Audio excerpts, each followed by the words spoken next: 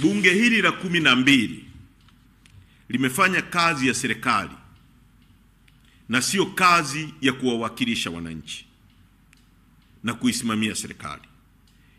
Hilo halina ubishi.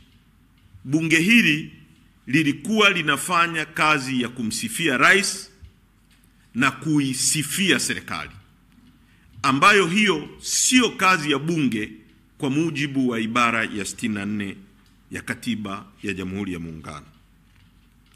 Rais katika hotuba yake kwa upande mkubwa ni muhtasari wa kile ambacho mawaziri wake wamekuwa wakisema bungeni.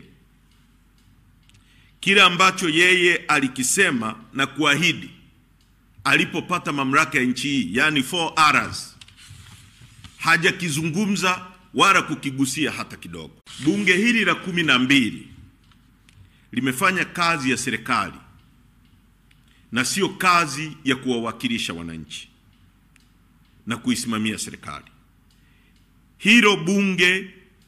Hilo halina ubishi.